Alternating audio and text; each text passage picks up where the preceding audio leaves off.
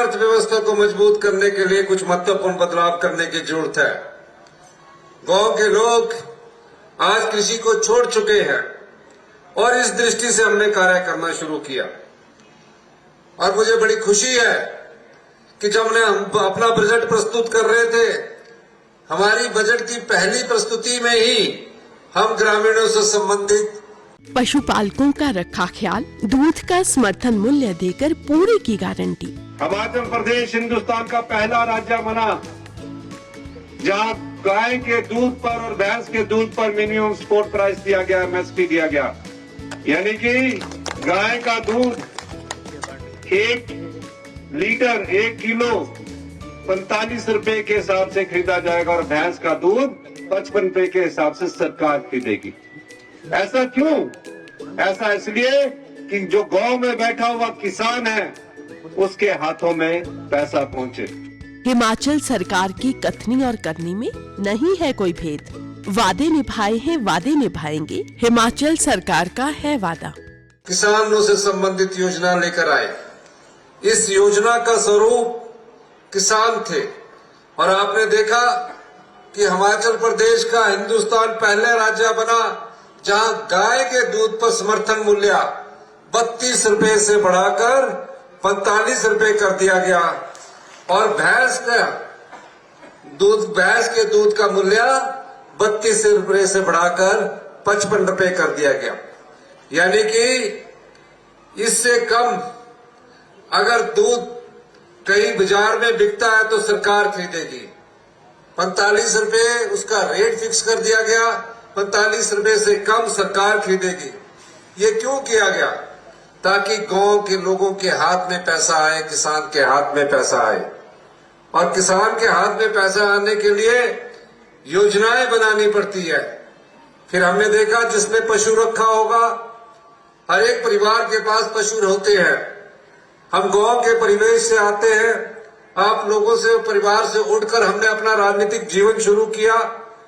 और जब गांव में पशु रखते हैं तो उससे गोबर जब गाय या भैंस देती है तो उसका कैसे प्रयोग किया जाए, उसका प्रयोग करने के लिए हमने कहा गोबर पर आधारित जो भी व्यक्ति खेती करेगा उस गोबर में पैदा होने वाली गेहूं का मूल्य भी हमने तय किया और गोबर से पैदा होने वाली गेहूं सरकार आपसे 40 रुपए प्रति किलो के हिसाब से खरीदेगी और मक्की 30 रुपए प्रति किलो के हिसाब से खरीदेगी। इस प्रकार का समर्थन मूल्य देना हिंदुस्तान के पहला राज्य हिमाचल प्रदेश बना ताकि गांव की आर्थिकी में वृद्धि हो सके। ये योजनाएं किसान से संबंधित है। धरातल में आने में अभी थोड़ा समय लगेगा, लेकिन जब धरातल में ये आएगी तो आपकी जेब में तकरीबन महीने का 20 से 25 हजार रुपया आप घर बैठ के कमा सकते हैं। ये हमारी सरकार की योजना थी। यही नहीं, और भी कई बजट में हमने योजनाएं प्रस्तुत की। हमने देखा हमारा युवा वर्ग जो नशे की लत में पड़ता जा रहा है, युवाओं की खेलों में रुचि कम होती जा रही है। हमने युवाओं में खेलों की रुचि बढ़ाने के लिए सभी युवा एक नीति बनाई और बजट में उसको प्रस्तुत किया। हमने कहा चाहे शिक्षा प्राथमिक स्तर पर शिक्षा के स्तर पर जो भी खेल कूद होती है, जो भी खेल होते हैं, चाहे प्राइमरी स्कूल के खेल होते हैं, चाहे मिडिल स्कूल के खेल होते हैं, चाहे हाई स्कूल के खेल होते हैं, उनको जो डाइट मनी मिलती थी वो बहुत कम मिलती थी। हमने बढ़ाकर 400 रुपया प्रति खिलाड़ी के रूप में डाइट मनी को किया और नेशनल लेवल पर जाने वाले जो भी खिलाड़ी है उनको 3 टायर एसी और एयर की सुविधा हमने प्रदान की। क्यों? ताकि हमारे युवाओं की खेल के प्रति भी रुचि बने। ये बात मैं इसलिए कहना चाहता हूं कि कई प्रकार की योजनाएं हमारे बजट में थी, लेकिन भारतीय जनता पार्टी के नेताओं को वो पच नहीं रहे थे। पिछले कल हमने कैबिनेट की बैठक बुलाई। कैबिनेट की बैठक में हमने कांगड़ा में को क्या दिया, कल ही हमने जो हमारा इंटरनेशनल एयरपोर्ट है कांगड़ा का, उसको बढ़ाने की अनुमति दे दी है। और जो वहां से विस्थापित होंगे उनके लिए एक अच्छा पैकेज हमने दिया है। उस पैकेज के अनुसार मेरा यह मानना है कि जो विस्थापित होता है उसके मन में दर्द तो होता है, लेकिन जो हम अच्छा पैकेज देंगे वो उसको महसूस करेंगे और जल्दी ही कांगड़ा में बड़ा एयरपोर्ट बनाया जाएगा, जिससे कांगड़ा जो हमने टूरिज्म कैपिटल के रूप में विकसित करने की बात कही है उस दिशा में हमने कदम बढ़ाने शुरू किए हैं। यही नहीं, आज प्रदेश का वातावरण ऐसा हो चुका है कि जो विधायक है वो सीआरपीएफ के कब्जे में है। 9 दिन से वो पंचकुला में एक ललित होटल है उसमें ठहरे हुए थे। आज ही हमें पता लगा कि उनको चार्टर्ड प्लेन से ले जाया गया है। कहां ले जाया गया इसकी सूचना तो अभी आई नहीं है, लेकिन जो विधायक हमारे यहां से गए हैं, 6 विधायक कांग्रेस के, 3 आजाद विधायक हैं, वो अपनी आत्मा से पूछिए कि उन पर क्या बीत रही होगी, किस प्रकार का दर्द उनके सीने में होगा, क्या पीड़ा उसके मन में होगी, क्योंकि वो जानते हैं कि हमने गलत किया है, लोकतंत्र को कमजोर किया है। और मैं ये भी जानता हूं कि ये जब बाहर आएंगे तो इनके मन में एक पीड़ा और एक पछतावा हमेशा के लिए होगा कि हमने कांग्रेस की जो आम जनता की सरकार थी उसको गिराने का हमने प्रयास किया। भारतीय जनता पार्टी जहां प्रदेश के हित की बात करने की बात करती है, मैं तो इतना ही कहना चाहता हूं, भारतीय जनता पार्टी ने कभी प्रदेश का हित नहीं देखा। इतनी समस्याएं थी, हम उस समस्याओं का निपटारा धीरे धीरे करने जा रहे हैं। आप जानते हैं कि कंप्यूटर टीचर लगे हुए थे, 12-12 साल से 18-18 साल से कंप्यूटर टीचर लगे हुए थे।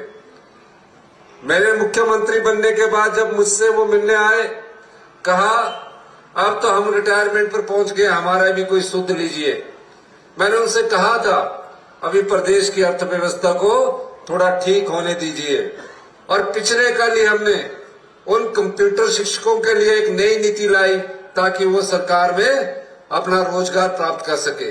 उसी तरह एसएमसी में भी पिछले 20 साल से 15 साल से एसएमसी टीचर लगे हुए थे। हमारी सरकार ने कल ही कैबिनेट में ये फैसला लिया कि इनको भी सरकार में ले लिया जाएगा। इसके अलावा कितने ऐसे केसेस थे जो कोर्टों में चलते थे।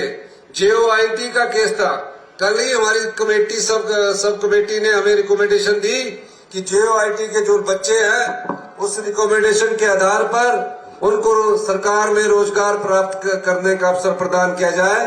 हमारी सरकार ने इस पर भी जल्द फैसला करने का वादा अपने युवा साथियों को किया। जब से भारतीय जनता पार्टी की सरकार गई है, नित नए षड्यंत्र सरकार को गिराने के लिए कर रही है। प्रदेश में आपदा आई, आपदा इतिहास की सबसे बड़ी थी। कई घर उजड़ गए, 13,000 घर कच्चे और पक्के आंशिक रूप से उनको नुकसान पहुंचा, 3,000 घर पूर्णतः उजड़ गए। हमारी सरकार ने आपदा प्रभावित परिवारों के लिए आपदा राहत पैकेज की घोषणा की, जो कि 4500 करोड़ रुपए की घोषणा थी। उस घोषणा के अनुरूप पूरे प्रदेश में युद्ध स्तर पर इस आपदा से निपटने के लिए कार्य शुरू किया गया। अभी भी भारतीय जनता पार्टी की जो सरकार है, प्रदेश के नेता यहां से जाकर जो हमारा अधिकार बनता है उस अधिकार को रोक के रखे हैं। जैसे कि अभी 9,043 करोड़ आपदा के बाद हमारी सरकार का, हमारी जनता का अधिकार बनता है, आपका अधिकार बनता है। केंद्र सरकार ये बताए कि जो 9,033 करोड़ बाढ़ के बाद आपदा राज्य को मिलने चाहिए थे, वो आज तक क्यों नहीं मिले, जबकि वो दिसंबर में हमें मिल जाना चाहिए थे। उसके पीछे भी राजनीतिक रोटियां सेक रहे हैं। इस प्रकार वो कांग्रेस यहाँ हिमाचल प्रदेश के लोगों का हक छीन रही है। मैं तो सिर्फ इतना कहना चाहता हूँ भारतीय जनता पार्टी के सभी विधायकों को, निश्चिंत रहिए। चोरी से लेकर जो विधायक गए हैं और जो धन की आत्मा से अपने विधायक बिके हैं, अंतरात्मा नहीं थी, धन आत्मा थी वो जिस धन की आत्मा से जो विधायक गए हैं, याद रखना आप वो अपने जीवन की बहुत बड़ा पछतावा कर चुके हैं। और मैं ये भी कहना कर चाहता हूं कि हिमाचल में कांग्रेस की सरकार पूरे 5 साल चलेगी। किसी भी प्रकार का हथकंडा अपना लेना, किसी भी प्रकार का राजनीतिक षड्यंत्र कर लेना, लेकिन हिमाचल की जनता, हिमाचल के आम परिवार की जनता, किसान, माताएं, युवा साथी हमारे साथ कंधे से कंधा मिलाकर खड़े हैं। ये वक्त बताएगा। आज महिलाओं के लिए हमने पिछली कैबिनेट में, पिछले कल जो कैबिनेट हुई, सभी महिलाएं जो यहाँ बैठी है, आपको भी मैं बहुत बहुत मुबारकबाद देना चाहूंगा कि हमने आपके लिए इंदिरा गांधी प्यारी बहना सुख सम्मान निधि योजना की शुरुआत की है। इसमें प्रत्येक महिला को जिसने 18 साल से के ऊपर की उम्र पार कर रखी है, उसे जीवन के अंतिम सांस तक हमारी सरकार 1500 रुपया प्रत्येक महीना देगी और 18,000 रुपया साल का देगा। ये हमारी गारंटी थी। इस गारंटी को हमने पूरा करके दिखाया। और ये गारंटी पूरी कैसे हुई? क्योंकि हमने भ्रष्टाचार पर लगाम लगाई। जो भ्रष्ट तरीके थे उन तरीकों को बंद कर दिया और जो उस भ्रष्ट तरीके से बचा हुआ पैसा है वो आम लोगों के हित में और महिलाओं के हित में हम देने जा रहे हैं। अंत में मैं किशोरी लाल जी ने जो कहा है, इन्होंने काफी मांगे रखी है। किशोरी लाल जी एक सिद्धांतवादी है। इनके पास भी कई लोग आए बड़ी बड़ी टैक्सी दिखाने के लिए। किशोरी लाल जी ने कहा, मैं इन टैक्सियों के सहारे अपना जीवन यापन नहीं करता। 2 वक्त की रोटी सुबह खाता हूँ, 2 वक्त की शाम को खाता हूँ और जनता की सेवा करता हूँ। इस प्रकार का सेवक आपको बैजनाथ क्षेत्र में मिला है, जो आपके हित में सोचता है, जो टैक्सियों के हित में नहीं सोचता है। तो इसलिए मैं किशोरी लाल जी का एक बार जो उन्होंने मांगे रखी है, उन मांगों को मैं जैसे बैजनाथ क्षेत्र में अगले एकेडमिक सेशन से शुरू कर दिया जाएगा। जो भी इन्होंने मांगे रखी है, एक वकीलों की सुविधा का, एडवोकेट चैम्बर के निर्माण की, आपके पास जगह होगी, पैसा हम दे देंगे। और जो इंडोर स्टेडियम की बात रखी है, इंडोर स्टेडियम बैजनाथ के लिए जो कि कॉलेज के अंदर है, जिसमें मल्टीपर्पज स्पोर्ट्स कॉम्प्लेक्स बनेगा, उसके लिए भी मैं 10 करोड़ रुपए देने की घोषणा करता हूं।